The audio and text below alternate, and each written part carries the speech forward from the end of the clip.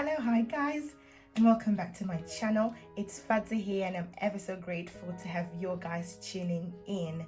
One of my favorite quotes this week was, "Fill your mind with positive thoughts and your life will begin to change." This quote has absolutely helped me this week. I've basically filled my mind with positive thoughts, so many quotes, so many affirmations that I've been reading, listening to, be it films that I was watching. So I'm encouraging you to fill your mind with positive thoughts. I'm actually going to give a shout out to one of my friends for the lilfafie. Go and check her out on Instagram at Glow Cosmetics. And back for today's video, I have a special guest today, my mom, and we had a giggle, so stay tuned.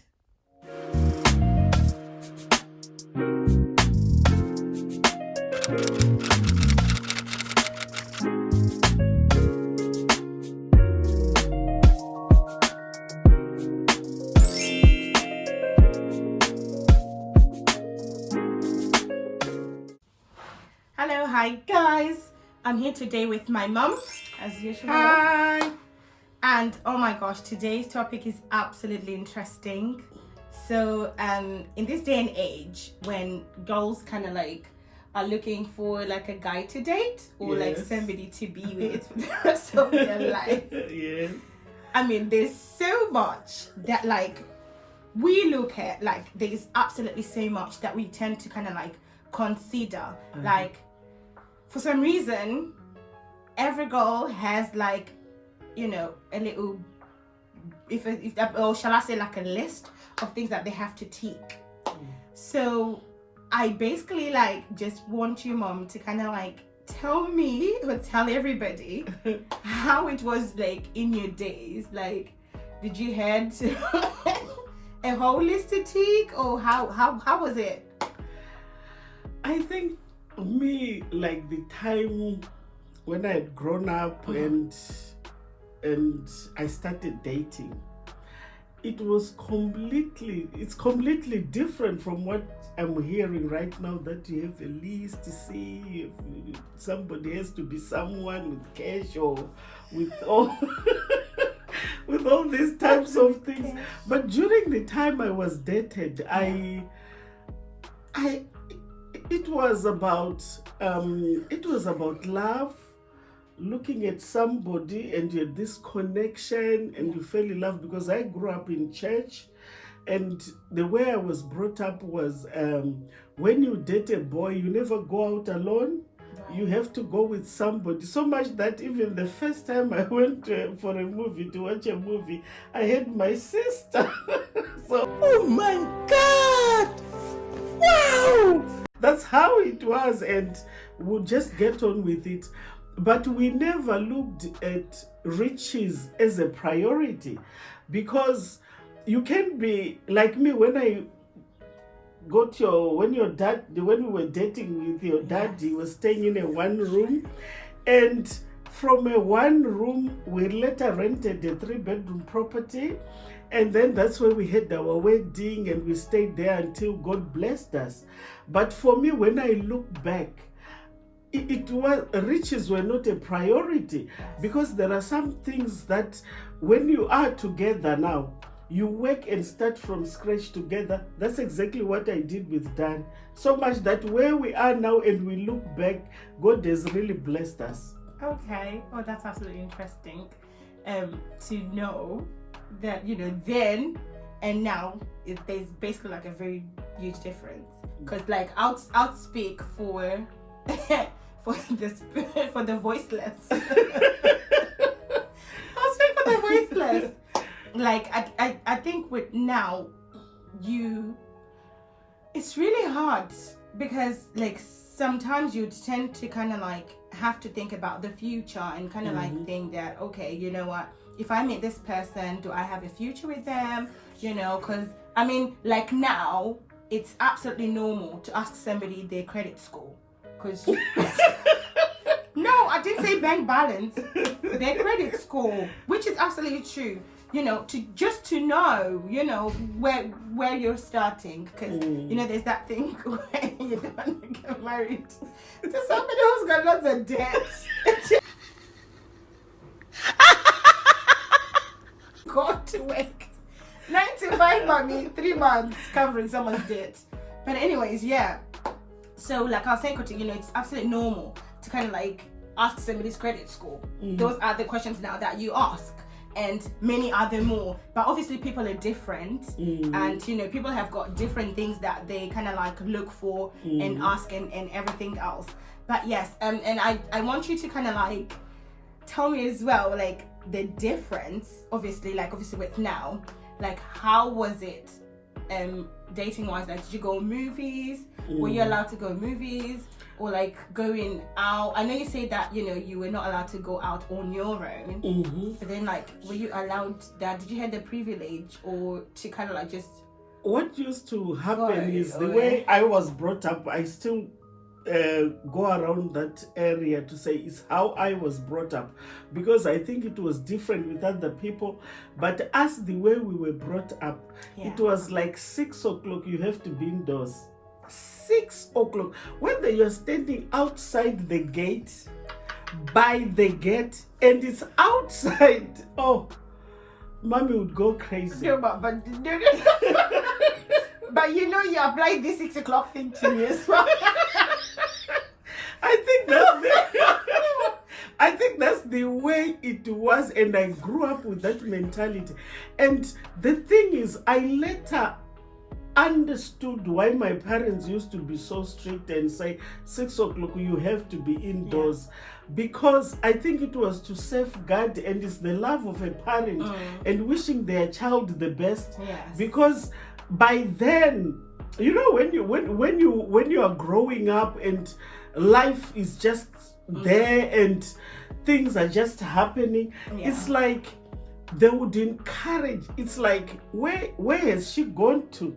My parents would know, to an extent that even when I was dating with your dad, he would come to our house.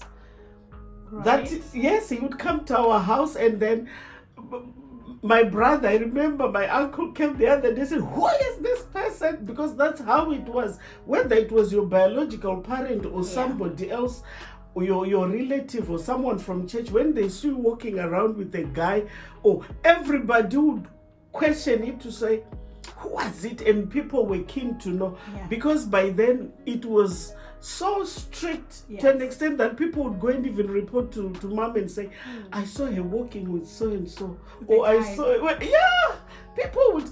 And in the times that I grew up, if you were naughty somewhere, even a neighbor would come to you and try and correct you and say to you, what on earth is happening? What are you doing?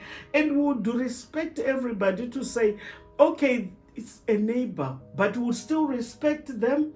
Even though they would come and correct us, we would appreciate and accept it. Which I find nowadays, I think is very difficult.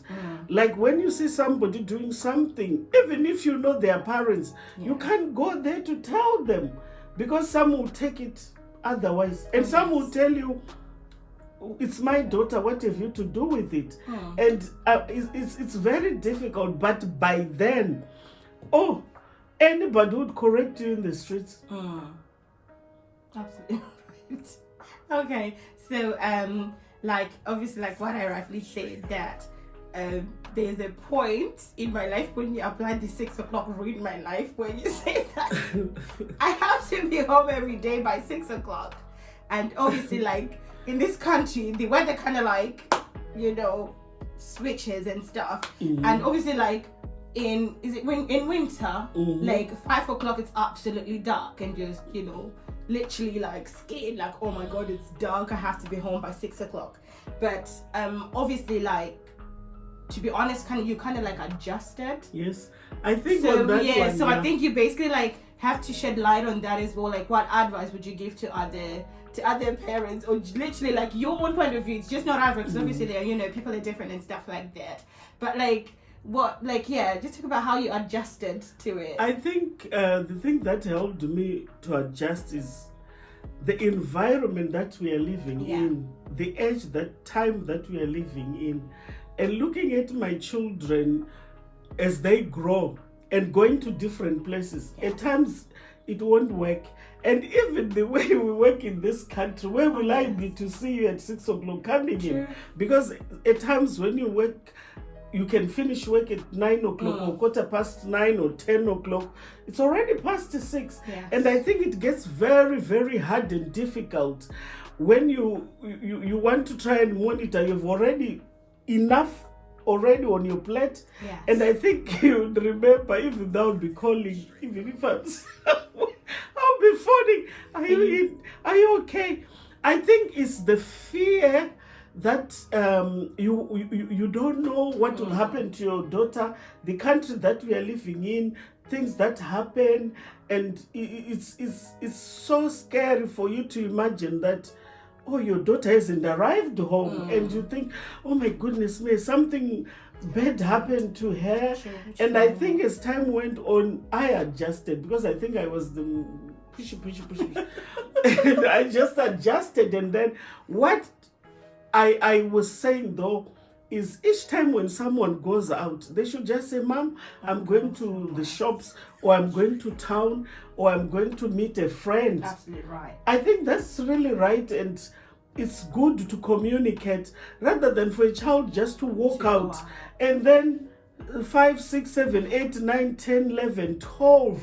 Honestly, personally, as a mom, I can't rest. And I think it's the same thing with parents out there, that when your child is out there and you don't know where they are, you're so scared for them, because things that are happening nowadays, the world has changed for the West, and it's just the grace of God that we pray upon our children to be safe at all times. So I think your bundles of joy.